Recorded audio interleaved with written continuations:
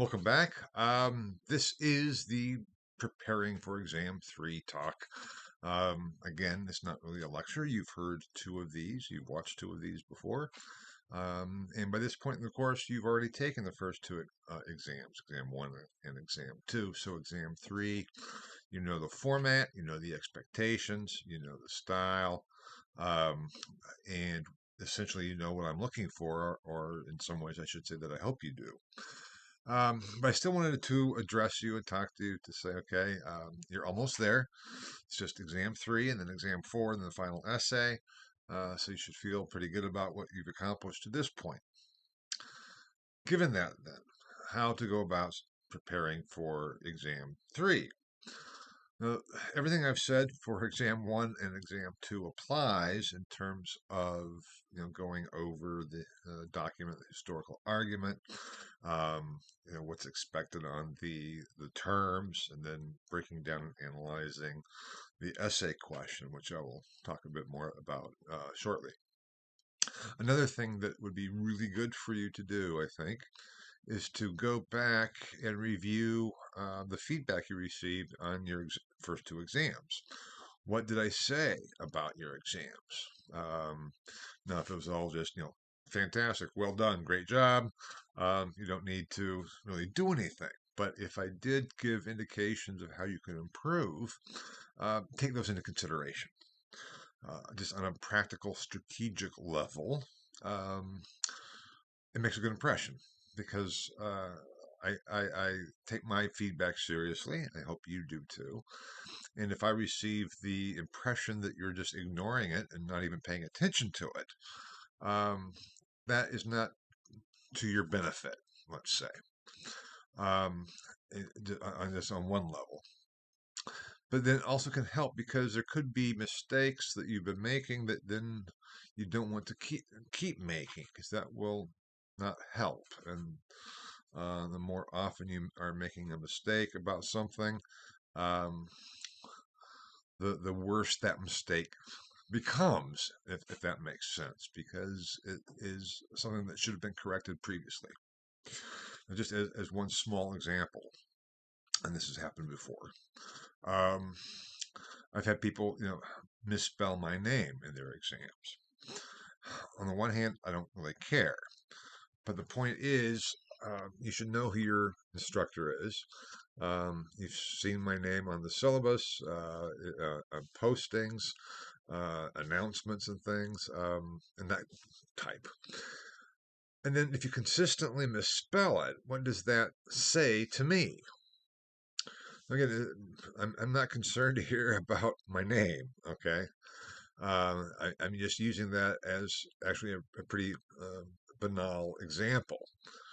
But if you are not giving enough specifics and details, which is frequently a part of my feedback, that I might say, more specifics and details are needed. A stronger argument is needed. Those are the types of things that you should look at and say, okay, how can I go about doing that? And if you don't know, email me and let's talk about it. Okay. As I said, the exams are not about pieces of information. And so, in terms of more specifics and details or a stronger argument, um, aside from saying review once again the historical argument document, um, I can't give you a list of instructions that if you just follow those instructions, it will work. I mean, I've more than I already have, at least in my own mind, more than I already have.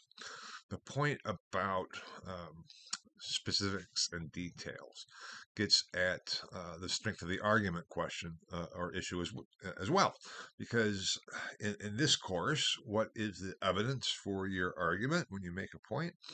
It is how well you show that you know the lectures in the textbook in detail, not just making statements about them, but actually in detail. And that can be everything from including quotations from the lectures and or the textbook, to just then bringing in information that is detailed and specific from the textbook and the lectures. In this part of the course, part 3, you have 3 lectures. As I believe I mentioned in the talk and preparing for part three, getting ready to complete part three. I mentioned that there are extracts from texts that I've included in the lectures. Now, that would be a type of a detail. For example, not simply saying, well, as Columbus wrote in a letter to Ferdinand and Isabella, but then saying what did he say in that letter, not just in a general term, but then even maybe quoting from it, for example, or with Wallerstein. You know, who was Emanuel Wallerstein? Historian who came up with the world system. Um, and that's very pertinent to your essay question. Uh, and then the details. And I had given an extract of a synopsis of Wallerstein's work.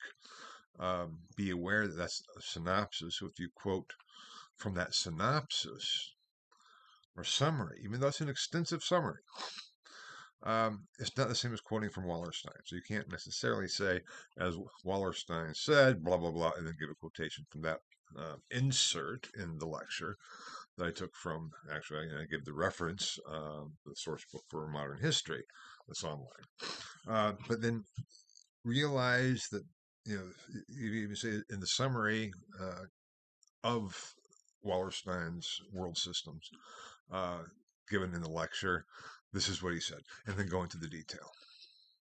I hope that kind of helps to give some indication in terms of what is rather a vague and non-specific and non-detailed comment, i.e. give more specifics and details. But that will strengthen your argument, because simply making general statements without supporting them is a weak argument. And I go over that in the document Historical Argument. If you have been submitting the first two exams, I mean, it's only two, so I can't say, if you keep submitting your work, I mentioned needs improvement on writing, find out why. Ask why and how you can go about improving that. And often I'll say too, use the University Writing Center. Now I know for some of you that might not be possible in that you're not physically in Indianapolis. And so you might have a difficult time going to the University Writing Center. You can also then, contact me, and we can talk about the issue and the problems, and go from there. Because the whole point is to help you put your best foot forward, and do as well in the exam as you possibly can. And I think I've said that in terms of grammar, spelling, typos, punctuation, those types of errors, I don't grade for those as such, but it takes away from the overall effect, and that can be again not to your benefit. So if you have any questions about the feedback that you've received already on exam 1 and exam 2, now is really the time to stop and ask me about it. Say, okay, I'm going to take a little bit more time. I'm going to try to find out how I can improve, because everyone can always improve. No matter how well you do, you can always improve.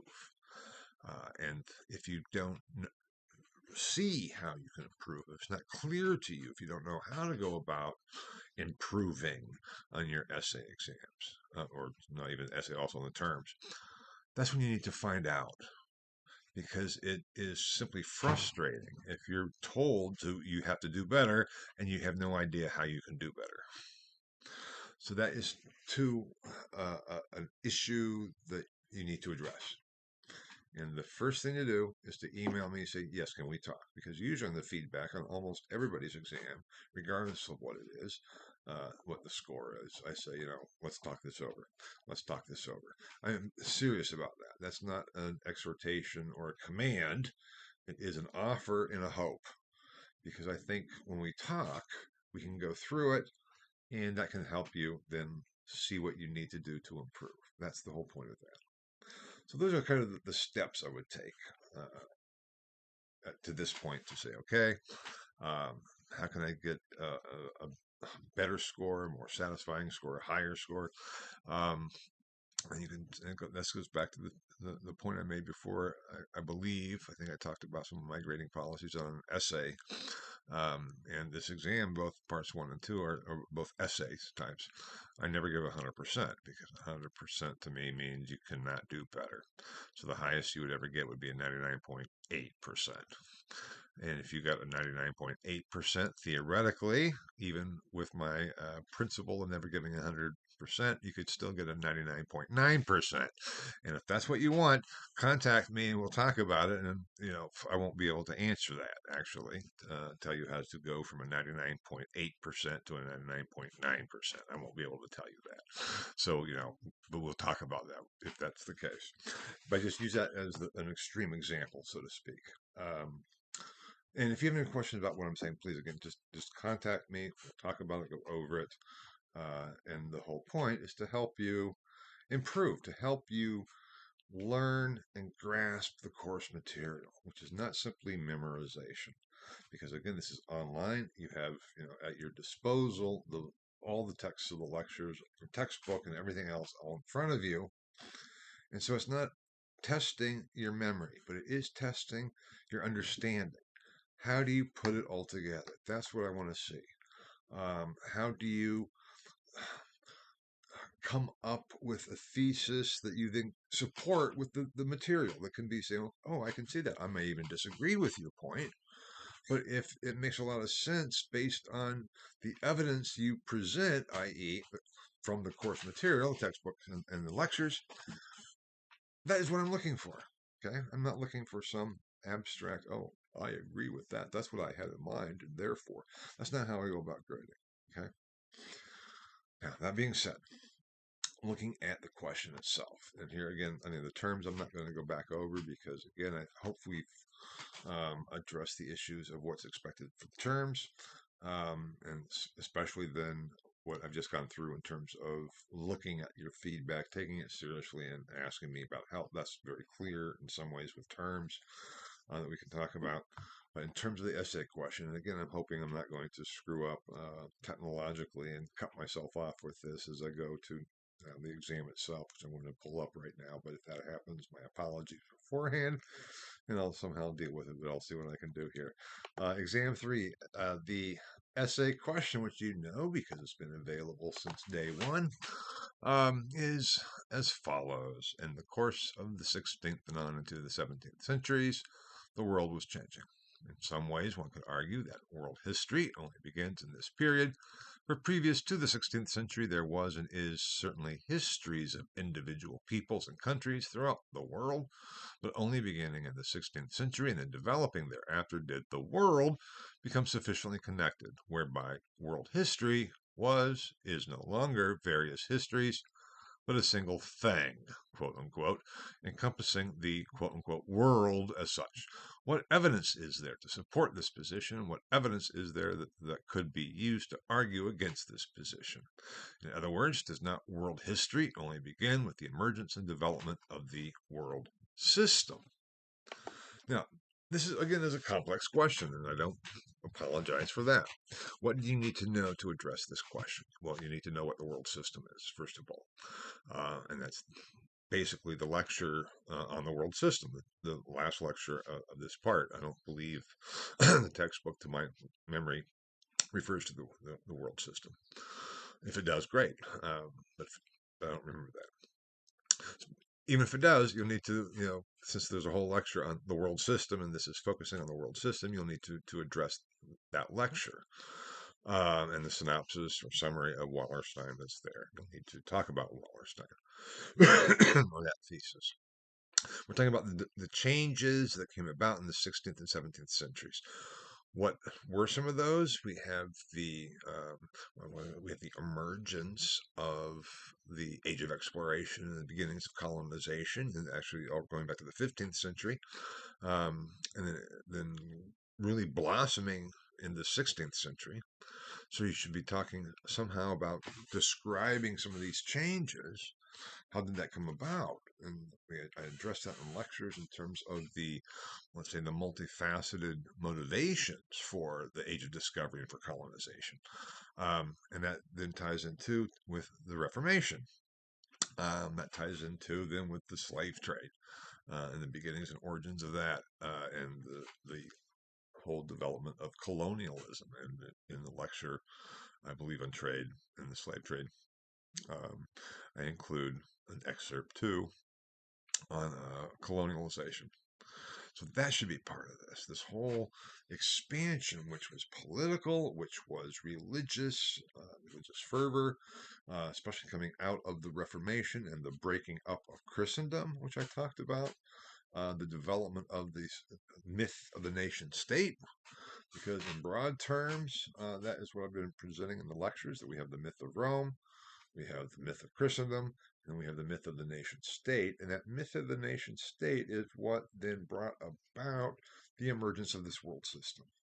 So those are some of the specific building blocks that should be in this essay as you're addressing then the question about world history. The question is not saying that there was no history of China before the 16th or 17th centuries, or of Japan, or of India. It's also not saying that there was absolutely no contact, because there was contact. And that's what I said with long distance trade going back with China anyway, with Marco Polo in the 13th century. And you could bring that in, that kind of tracing the development of those contacts. And even Columbus was, as I tried to stress, was trying to get to the Indies, to India, or the East Indies, as he would prefer, the East Indies and India. Um, and that was for purposes of trade. He says, I could show that there was a way to get there quicker than the overland route. And that led to this expansion of interactions.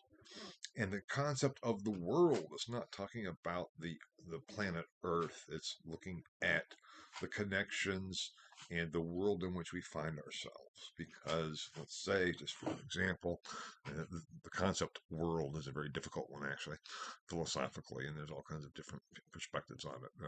I'm not going to go into those.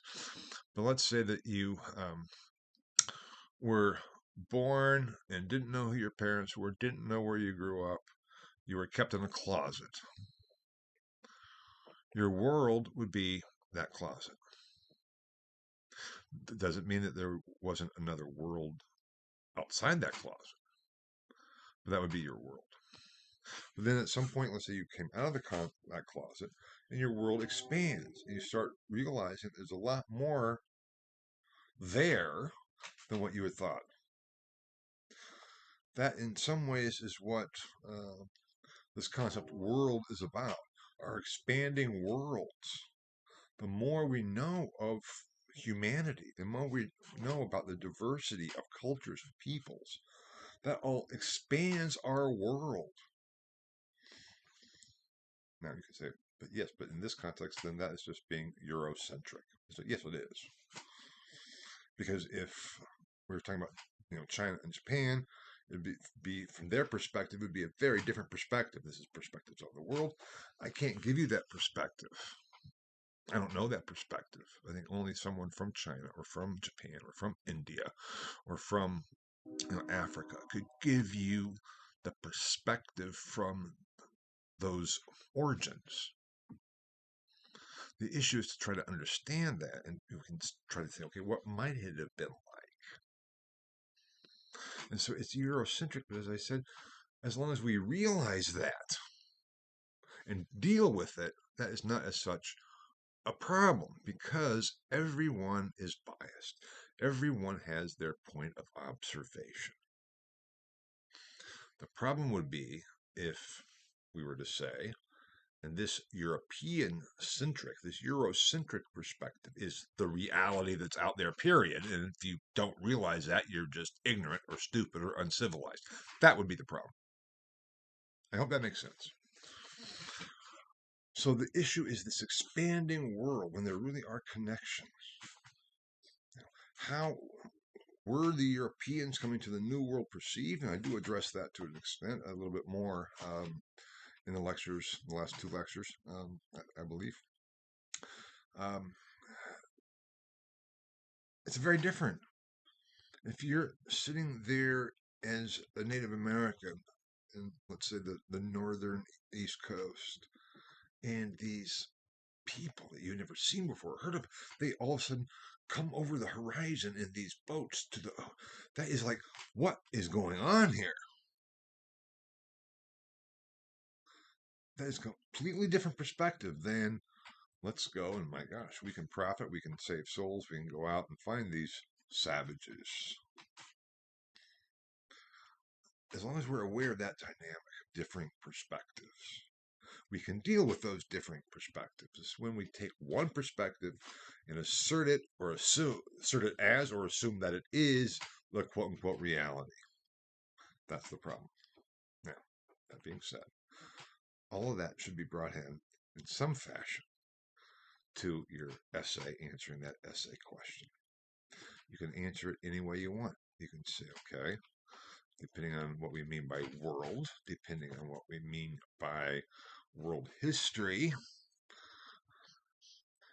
World history had been there before the 16th and 17th centuries, even with these connections. You can put it in a different context. You talk about various expanding worlds. There's all kinds of things you could do with this. And the point is not to say, and Immanuel Wallerstein was right. Why? Because that's what Professor Sack included in his lectures, and that's what he told us. And so that's what we're going to learn, and learn how to repeat for the exam, because that will make him happy, and he will give us a good grade. That's not what I want to read. Even more hand, that's not what I want the case to be. I want you to think about things. Say, what is a world? Was there world history before the world system? Or is even the idea, the theory of the world system faulty? If so, why? So you could also take that approach. This question misses the central point that what has been called the world system is a theory developed by a European, a Western historian theorist, and doesn't really capture the reality of the phenomena that we know were going on and that we can observe based on the extant evidence. Here's a suggestion for how it could have been done better. Or something along. I hope this makes sense. Make the question your own. Do with it as you best see fit. It's a position given you to defend or refute. The question is not trying to limit you. It's trying to say, okay, what are you going to do with this? How are you going to handle this? So think about it, analyze it, get your evidence all together. How do you interpret it? What do you do with it? And then present it in a case in which you argue a point. I hope that helps. And you can almost think of the IDs, the short essays on the IDs, as little mini essays along the same lines. Somewhat, anyway. Once again, if you have any questions about this, please just get in touch. We'll talk about it and go over it, and I hope that can help. And that being said, good luck with exam 3. Once this is done, one last part of the course, only 2 lectures, 2 weeks, and then the final essay, which too is my little spiel here about making it your own. That's what that final essay is all about. How do you put it all together? So that is the context, and also looking forward. But now you need to focus on the task at hand, which is writing exam 3. And your goal should be, how do I do a better job than I have on exam 1 and exam 2? I want to do a better job. Even if you, on exam 1, let's say got a 99.7. No one really did. On exam 2, a 99.8. Let's say exam 3, how do I get that 99.9? Meaning always try to do better. Always try to improve. See this as an opportunity. But an opportunity not just for the grade, but it's really the opportunity of saying, how can I come to a deeper, broader understanding of the world? That's what we're getting at. Okay. Good luck. I'm looking forward to reading your exams, and I will be back in touch. Take care. Bye-bye.